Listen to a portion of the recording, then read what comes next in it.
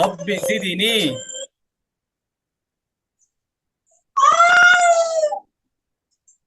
রব্বি জিদিনি Rabbi zidni ইলমা ilma.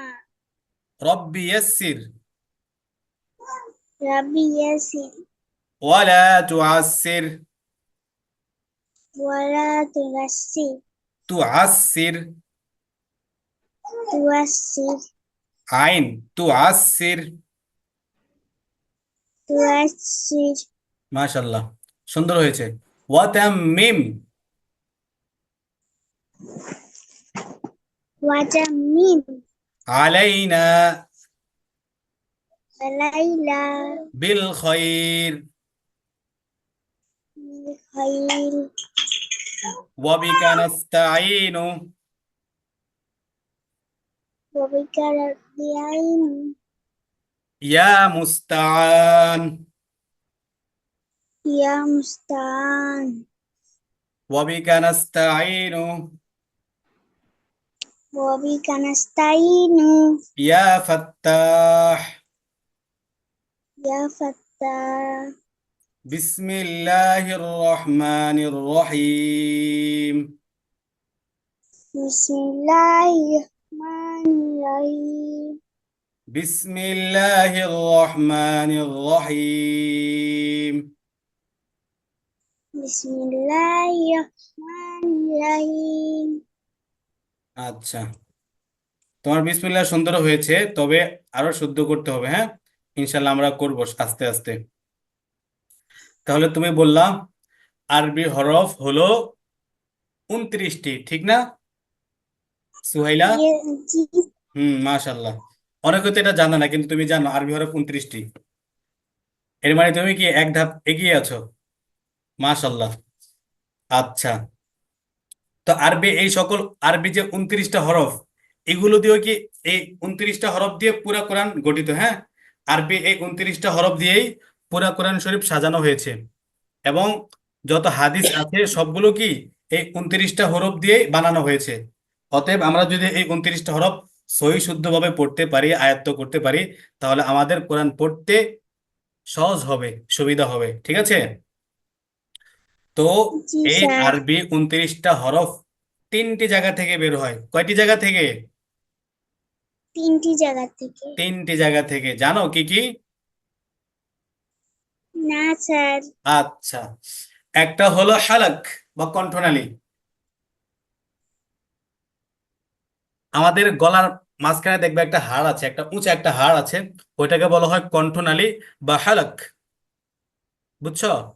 হালাক হ্যাঁ, হালাক বলে। স্যার। হালাক আরবি শব্দ, এটার বাংলা অর্থ হলো কণ্ঠনালী। কি নালী?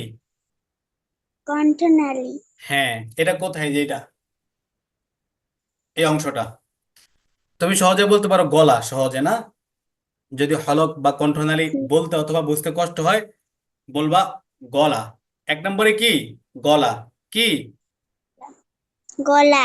আচ্ছা, 2 নম্বরে হলো ঠোঁট। 2 নম্বরে কি? ঠোঁট। ঠোঁট। আমাদের ঠোঁট কয়টা? দু- 2টা। হ্যাঁ, মাশাআল্লাহ, হয়েছে দুইটা। তো। ঠোঁট কয়টা? দুইটা। কোনটা কোনটা? উপরেরটা নিচেরটা। মাশাআল্লাহ, তুমি তো সবই জানো তাহলে। আচ্ছা, তাহলে আমাদের ঠোঁট 2টা, একটা হলো উপরের ঠোঁট আর একটা নিচের ঠোঁট। আচ্ছা, এখন আরেকটা প্রশ্ন করি। ঠোঁটের ভিতরে কয়টা অংশ বলো তো?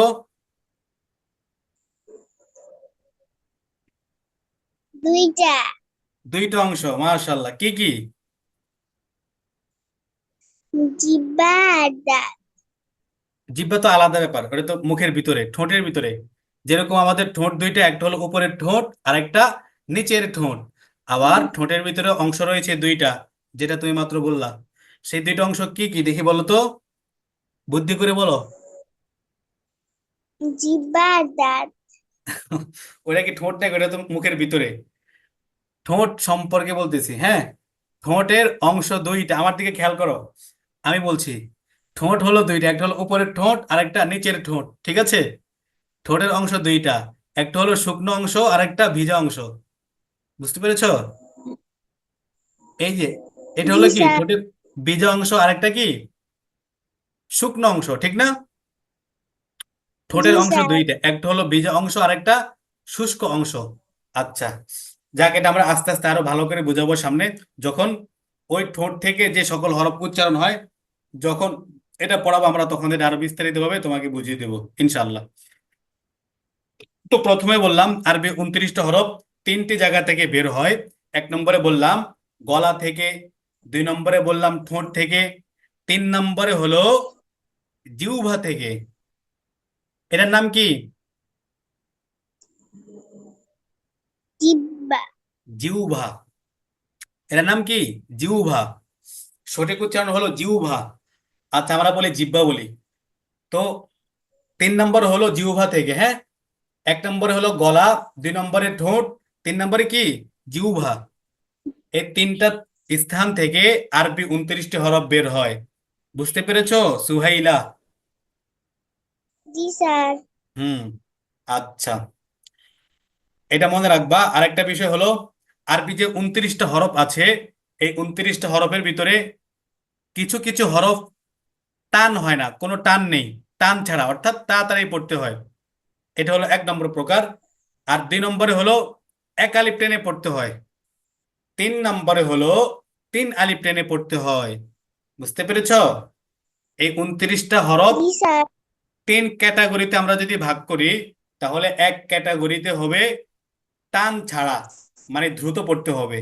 যেমন আলিফ, হা, এই দুইটি হরফ টান ছাড়া হবে। আলিফ, হা, এই দুইটি হরফ কি হবে? টান ছাড়া হবে, অর্থাৎ দ্রুত পড়তে হবে। আলিফ, হা, আলিফ, হা। আর কিছু কিছু হরফ আছে এক আলিফ টেনে পড়তে হবে। কয় আলিফ? একালি। এক আলিফ। যেমন বা, তা, থা, সা, ঠিক আছে? বাতা। বা, তা, সা, এগুলো এক বাতা। আলিফ। বলো। বা পরে বা। কি? হুম। পরে তা। তা। আচ্ছা, মাশাল্লাহ। আর কিছু কিছু হরফ আছে তিন আলিফ টেনে পড়তে হবে। কয় আলিফ? তিন আলিফ। যেমন জিম, জি। শিন, সিন। সদ, দ। ضاد, এভাবে। বুঝতে পেরেছো? দ। তোমার মুখস্থ জি করতে হবে না, স্যার। শুধু জিনিসটা মাথায় রাখো। ঠিক আছে? এত কিছু তো একসাথে মুখস্থ করতে পারবে না, শুধু আলোচনা করছি, একটা বেসিক ধারণা দিচ্ছি। তা আমরা জানতে পারলাম প্রথমত 29টা হরফ তিন জায়গা থেকে বের হয়, একটা হলো গলা, আরেকটা ঠোঁট, আরেকটা জিহ্বা।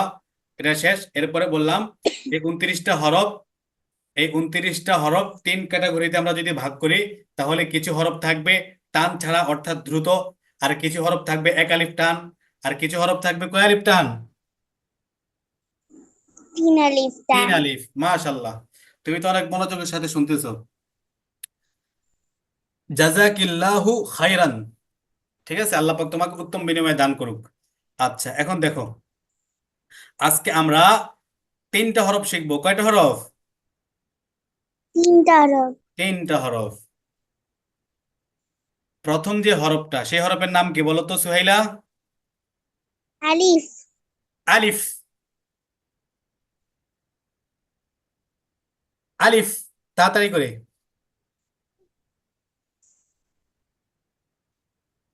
আলিফ। আলিফ। আলিফ। আলিফ। আলিফ। আলিফ। হ্যাঁ, আমি একটু আগে যে বললাম যে কিছু হরফ আছে টান ছাড়া পড়তে হয়, দ্রুত পড়তে হয়। তো এর ভিতরে একটা হলো কি আলিফ, কোনো টান হবে না, দ্রুত পড়তে হবে। আলিফ। আলিফ। আলিফ। আলিফ। আলিফ। আলিফ। মাশাল্লাহ, আবার বলো তো। আলিফ। আবার। আলিফ। মাশাল্লাহ, আবার। আলিফ। আলিফ পড়ার সময় কি করতে হবে? টান দিতে হবে নাকি দ্রুত পড়তে হবে সুহাইলা? দ্রুত। দ্রুত পড়তে হবে। মাশাল্লাহ। আলিফ। আলিফ। আলিফ। আলিফ। আলিফটা দেখতে কেমন বলো তো? লম্বা। লম্বা কিসের মতো? লাঠির মতন। লাঠির মতো, মাশাল্লাহ। এরপর এটা কি? বা। বা। আচ্ছা, বা উচ্চারণ করার সময় কয় আলিফ টান দিতে হবে? এক আলিফ না? একালি। এক আলিফ টান দিতে হবে। আবার বলেছিলাম হরফ, 29টা হরফ তিনটা জায়গা থেকে বের হয়, গলা থেকে, ঠোঁট থেকে আর জিহ্বা থেকে। তো বাটা ঠোঁট থেকে উচ্চারণ হবে। কোন জায়গা থেকে? ঠোঁট থেকে। ঠোঁটের ভিজা অংশ থেকে। বললাম আবার ঠোঁটের দুইটা অংশ, একটা হলো ভিজা অংশ আর একটা শুকনো অংশ। ঠিক আছে, সহজ।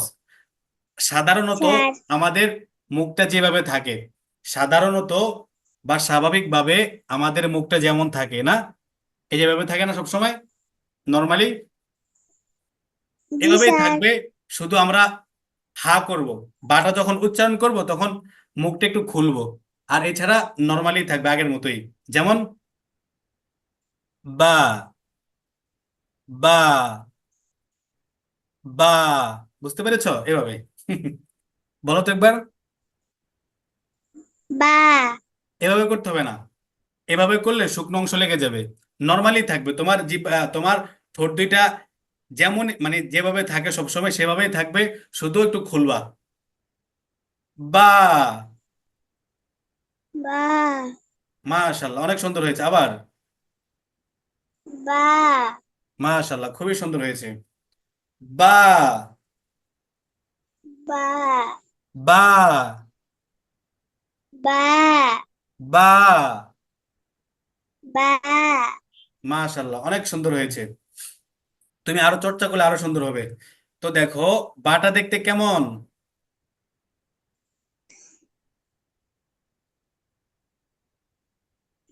আচ্ছা, বাটা দেখতে কিছুটা নৌকার মতো না, সুহাইলা? নৌকার মতন। হ্যাঁ। বায়ের নিচে কিছু আছে?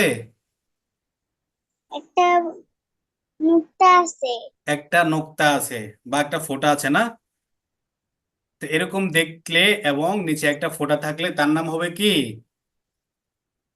মুক্তা। বা। নিচে এমন একটা ফোঁটা থাকলে কি হবে? বা। ঠিক আছে। বা। হ্যাঁ। এরপরে দেখো, ঠিক বায়ের মতোই দেখতে, শুধু উপরে দুইটি নক্তা বা ফোঁটা আছে, সেটার নাম কি? তা। তা।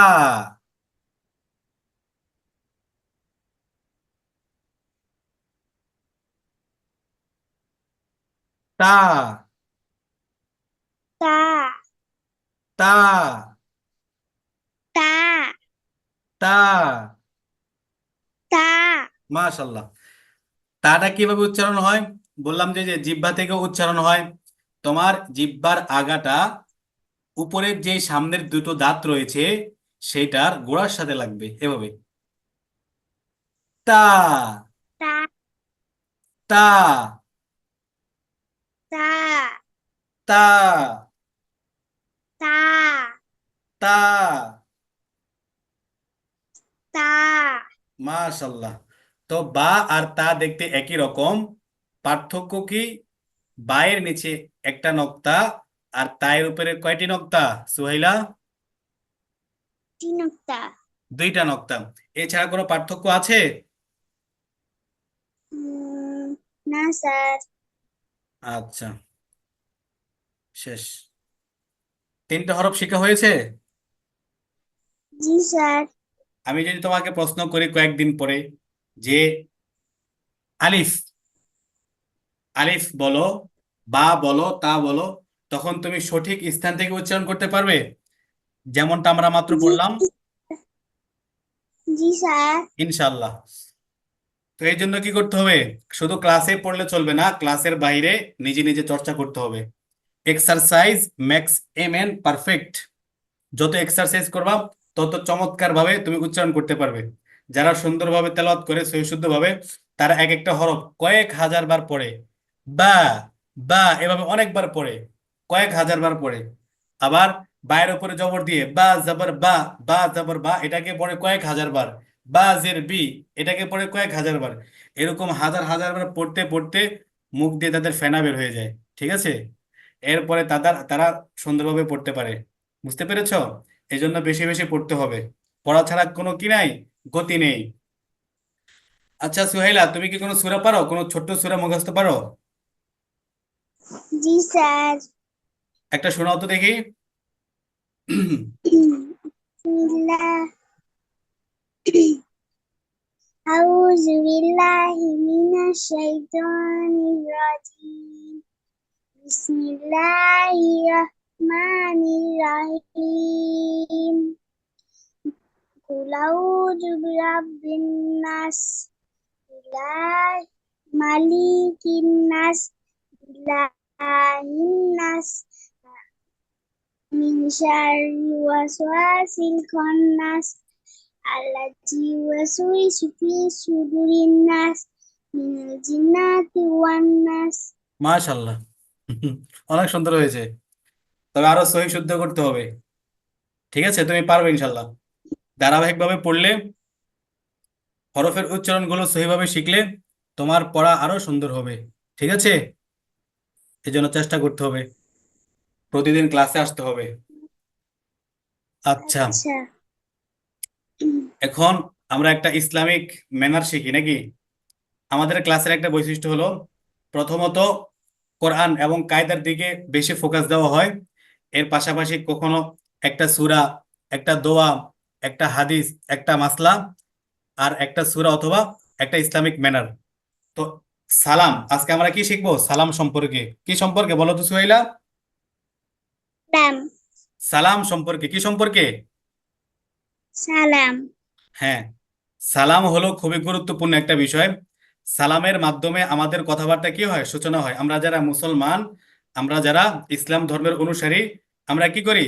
আসসালামু ক্বাবলাল কালাম, কথাবার্তা বলার পূর্বে কি করি? আমরা আগে সালাম দিই না?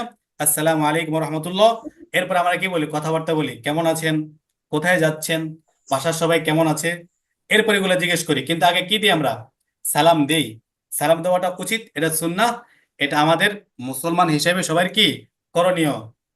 এখন দেখো সালামের সূচনাটা কিভাবে হয় জানো?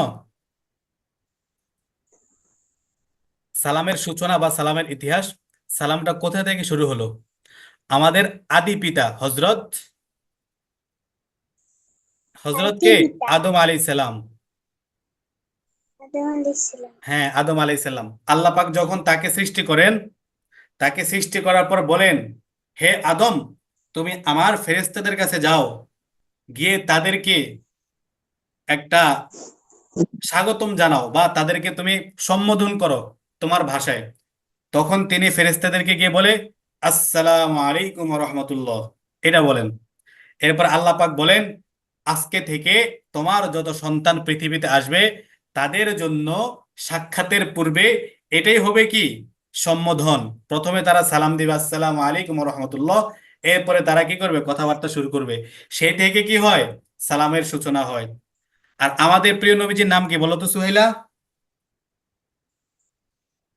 হযরত আদম আলাইহিস সালাম। আমাদের প্রিয় নবীজির নাম? হযরত হযরত মুহাম্মদ সাল্লাল্লাহু আলাইহি সাল্লাল্লাহু সাল্লাম। আলাইহি সাল্লাম, মাশাআল্লাহ, বারাকাল্লাহ। আচ্ছা, তা আমাদের প্রিয় নবী যে কত চমৎকার মানুষ ছিলেন, কত উদার মনের মানুষ ছিলেন, কতটা বিনয়ী ছিলেন, বুঝছো? অনেক বিনয়ী ছিলেন। তো তিনি কি করতেন জানো? তিনি সবার আগে সালাম দিয়ে দিতেন, ছোটদেরকেও তিনি সালাম দিতেন, বড়দেরকেও তিনি সালাম দিতেন, তিনি সবাইকে সালাম দিতেন, মুসলমান সবাইকে সালাম দিতেন। এমনকি ছোটরাও তাকে আগে আগে সালাম দিতে পারতেন না। হ্যাঁ, তিনি ছোটদেরকে আগে সালাম দিয়ে দিতেন। ছোটদেরকে সালাম দেওয়ার আগেই, ছোটরা তাকে সালাম দেওয়ার আগেই তিনি কি করতেন? ছোটদেরকে সালাম দিয়ে দিতেন। তো আরব, নবীজি ছিলেন আরব দেশে। হ্যাঁ, আরবের দুষ্ট দুষ্ট অনেক পোলাপাইন ছিল। হ্যাঁ, প্রতিদিন নবীজি তাদেরকে সালাম দিতেন। তারা যখন খেলতে থাকতো, হ্যাঁ, তখন নবীজি যখন তাদের পাশ দিয়ে যেতেন, তাদেরকে সালাম দিতেন, আসসালামু আলাইকুম রহমতুল্লাহ। বাচ্চারা তখন বলতো ওয়ালাইকুম সালাম। তো প্রতিদিন নবীজি আগে আগে তাদেরকে সালাম দিতেন। তো একদিন সেই সকল বাচ্চারা প্ল্যান করে, আজকে আমরা নবীজিকে সবার আগে সালাম দিব, নবীজি আমাদেরকে সালাম দেওয়ার আগেই আমরা কি করব? তাকে সালাম দিব। তো তারা প্ল্যান করে তারা একসাথে হয়, নবীজি আসার সাথে সাথে তারা কি করবে? নবীজিকে আগে আগে সালাম দিয়ে দিবে। তারা প্ল্যান করে, মনে করো তারা দাঁড়ায় এক জায়গায়, কিন্তু আমাদের নবীজি যখন আসেন, আসার সাথে সাথেই তাদের সালাম দেওয়ার আগেই নবীজি বলতেছেন আসসালামু আলাইকুম রহমতুল্লাহ। তারা তখন অবাক হয়ে যায়, "আহ, কিভাবে পারলো নবীজি আমাদের আগে আমাদেরকে সালাম দিতে?" বুঝতে পেরেছো? তো এটা বলার উদ্দেশ্য হলো, নবীজি জি খুবই সালাম দিতেন, অনেক ব্যাপকভাবে সালাম দিতেন। আর যারা সালাম দেয় তাদের অন্তরটা কি থাকে? পরিষ্কার থাকে, পরিচ্ছন্ন থাকে, এবং তাদের অন্তরটা কলুষতা এবং কালিমা মুক্ত থাকে। বুঝতে পেরেছো? তারা বিনয়ী হয়, তারা জি অন্তরে স্যার। একটা শান্তি অনুভব করে। আর যাকে সালাম দেয় তার প্রতি কি বাসে, তার প্রতি মহব্বতটা বেড়ে যায়। তুমি যাকে সালাম দিবা সে তোমাকে ভালোবাসবে, তোমাকে মহব্বত করবে। বুঝতে পেরেছো? আর সালাম দিলে নেকি জি আছে, 10 নেকি, কোন কোন জায়গা আছে কয় নেকি, 20 নেকি। বুঝতে পেরেছো? আর সালাম মানে কি? দোয়া। জি। সালাম অর্থ কি? দোয়া। দোয়া। যেমন কেমন দোয়া? আসসালামু আলাইকুম, আল্লাহ পাক তোমার উপর শান্তি বর্ষণ করুক। ওয়া রাহমাতুল্লাহি, রহমত বর্ষণ করুক। ওয়া বারাকাতু, এবং বরকত দান করুক, একটা দোয়া। এরপরে যিনি সালামের উত্তর দিবেন তিনিও বলবেন ওয়া আলাইকুমুস সালাম, আল্লাহ পাক তোমার উপরও শান্তি বর্ষণ করুক। ওয়া রাহমাতুল্লাহ, রহমত বর্ষণ করুক। ওয়া বারাকাতু, এবং বরকত বর্ষণ করুক। কত চমৎকার দোয়া না? তো এটা শুধু কি ইসলাম ধর্মে পাওয়া যায়, অন্যান্য ধর্মে এরকম রীতিনীতি নেই। ঠিক আছে?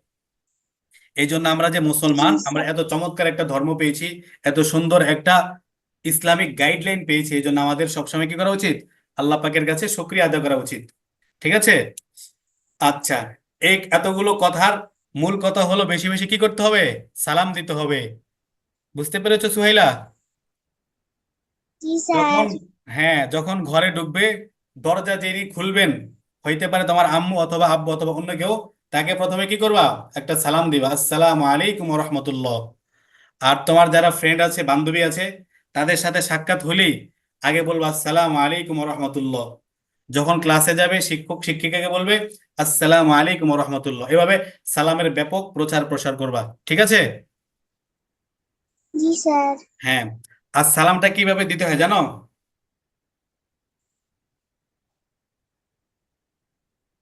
সালাম কিভাবে দিতে হয় বলো তো সুহাইলা?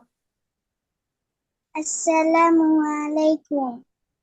ওয়ারহমতুল্লাহ, এটাও বলবা, হ্যাঁ, আসসালামু আলাইকুম ওয়ারহমতুল্লাহ। ঠিক আছে? জি স্যার। হ্যাঁ, আসসালামু আলাইকুম ওয়ারহমতুল্লাহ, এতটুকু তুমি সালাম দিবা। আর যিনি উত্তর দিবেন তিনি বলবেন ওয়া আলাইকুম আসসালাম ওয়ারহমতুল্লাহি ওয়াবারাকাতুহু। অথবা তোমাকে যদি কেউ সালাম দেয়, তুমি উত্তর দিবে কি? ওয়া আলাইকুম আসসালাম ওয়ারহমতুল্লাহি ওয়াবারাকাতুহু। ও- ঠিক আছে? আফসুস সালাম, হাদিসের ভিতরে আছে আফসুস সালাম। তোমরা বেশি বেশি কি করো? সালামের প্রচার প্রসার করো। দেখবা তুমি যদি বেশি বেশি করে সালাম দাও, যাদেরকে সালাম দিবা তারা তোমাকে অনেক ভালোবাসবে, অনেক মহব্বত করবে। ঠিক আছে? জি বা স্যার। তাদের মহব্বতের মাত্রা বেড়ে যাবে, ভালোবাসার মাত্রা বেড়ে যাবে। বুঝতে পেরেছো? আসসালামু আলাইকুম, সালাম দেওয়ার সময় আসসালামু, মিমের পেশটাকে স্পষ্টভাবে উচ্চারণ করতে হবে। এরপরে আলাইকুম, আইনটাকেও স্পষ্টভাবে উচ্চারণ করতে হবে, আসসালামু আলাইকুম, এভাবে। ঠিক আছে? আর কেউ যখন আমাদেরকে সালাম দিবে, তখন তাদেরকে সালামের উত্তরটা শুনিয়ে দেওয়া ওয়াজিব। কেউ সালাম দিলে তাদেরকে সালামের উত্তরটা শুনিয়ে দেওয়া ওয়াজিব। তো এটা হলো আমাদের একটা ইসলামিক আখলাক, ইসলামিক ম্যানার, বা ইসলামিক আদর্শ, যেটা আমরা কারোর সাথে সাক্ষাতের পূর্বে আমরা কি করব? সালাম দিব। আগে বলবো না কেমন আছো, কোথায় যাচ্ছ, হ্যাঁ কি খেয়েছো, এগুলো বলবো না। আগে বলবো আসসালামু আলাইকুম ও রহমতুল্লাহ, এরপর আমরা অন্যান্য কথাটা বলবো। বুঝতে পেরেছো সুহাইলা? জি স্যার। তাহলে আজকে আমরা কি কি শিখলাম বলো তো? কি হরফ শিখেছি? আচ্ছা আমি বলি, প্রথমত আমরা কোরআন শরীফের কিছু ফজিলত শুনেছি, ফজিলত, কোরআন শরীফের কিছু ফজিলত। হ্যাঁ। এরপরে আমরা 3টা অক্ষর শিখলাম। হ্যাঁ, 3টা আরবি 29টা হরফ কোথা থেকে বের হয়, এবং আরবি হরফগুলো কোনটার কতটুকু টান সেটা জানলাম।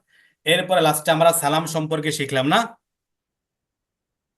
জি স্যার। হ্যাঁ, আজকে এতটুকুই ইনশাল্লাহ। আগামী ক্লাসে আমরা পরবর্তীতে মানে পরবর্তী ক্লাসে আমরা এরপর থেকে ইনশাল্লাহ আলোচনা করব।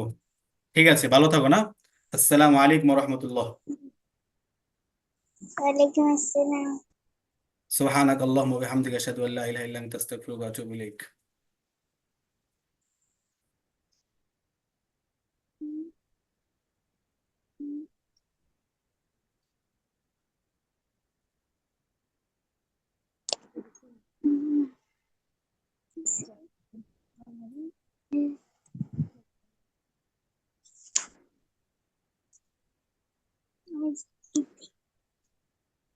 কেমন লাগলো ক্লাসটা?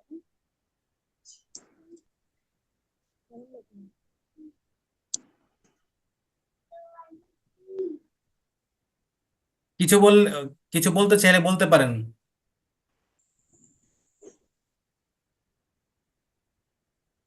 স্যার, আসসালামু আলাইকুম ওয়ালাইকুম সালাম। রহমতুল্লাহ। জি। আপনার ক্লাস মানে অনেক সুন্দর হয়েছে, ভালো হয়েছে মাশাআল্লাহ। তো আমার মেয়ে যদি অ্যাটেনশন দিতে পারে তাহলে তো অনেক কিছু শিখবে, আমার যেটা মনে হচ্ছে। জি। তো আপনি এখন সপ্তাহে 3 দিন পড়াবেন তাই না? জি। জি মানে আমি ইনশাল্লাহ। যেটা বলবো, জি। এই টাইমে এই লিঙ্ক দিলে এই প্রতিদিন কি একই লিঙ্ক হবে? জি। জি, একই লিঙ্ক, এটা পার্মানেন্ট লিঙ্ক। আচ্ছা, জি।